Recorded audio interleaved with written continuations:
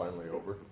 Well, it's been a good stretch in a lot of ways. I mean, it makes you better as a team when you play great competition and under extreme circumstances, 4 time zones, 7,000 miles, and our guys are just battling through. They haven't made excuses. They haven't, felt sorry for themselves in any way, and they've been competing. And like I said, these make you better. It has had a league feel to it.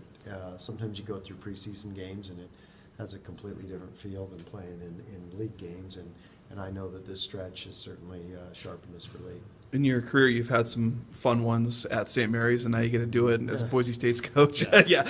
Just your thoughts on playing down there, and what makes it tough, and then I guess also about their team a little bit. It is. It's one of the toughest places to play, probably on the West Coast, and they have a tiny little gym that's a high school gym, and they just pack them in, and they play exceptionally well there. Their numbers are extraordinary. I mean, they're shooting 42% from three right now, and they're a good basketball team, and Randy's been there a long time, and he's developed a consistency year in and year out that they're with their system, and so like I said, they're a tough out at home. You guys obviously lost to them here last year, and they returned some of those key guys. Just what kind of is tough about those guys this season that stands out to you?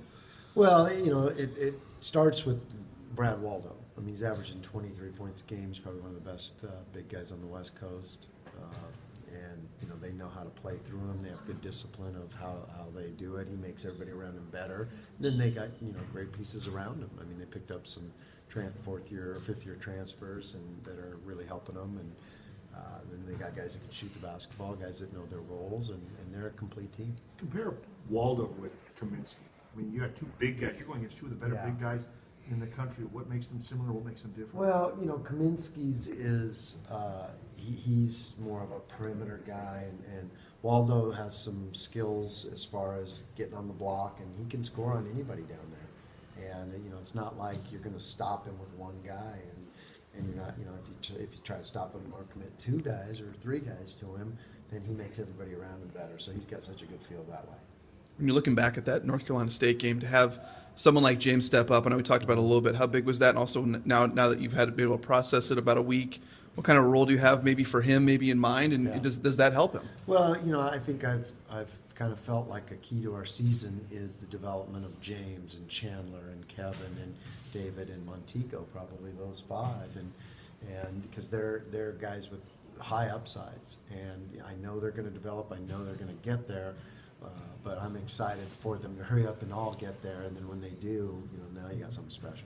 The freshmen, are they kind of learning, about college basketball, and is it kind of hitting them in the face a little bit, or where are those guys kind of at? It does, because they're like Chandler, he's a really smart kid, and they come in and they think that they've got it figured out. Like, well, if I just do this and that, then I'll be great, and then they see the reality of playing at this high level. It's one thing. There's a lot of different levels in college basketball, and some can go and do it with just skill at a lower level. But when you want to play and you're trying to play at the highest level, then it hits you in the face. How are those guys kind of handling it? I know David didn't even play against North Carolina State. He hasn't had a ton of minutes. How are those guys kind of handling that role? Kind of. That they're the thing that we've told them a lot is they're in a different position than Derek and Anthony were when they came in, because those guys had to play and they kind of learned through the fire. And now these guys are in a great position where they can learn from the older guys, and our older guys are doing a great job of mentoring them and making them understand the process of getting better. And I think they're handling it great. It's kind of embarrassing.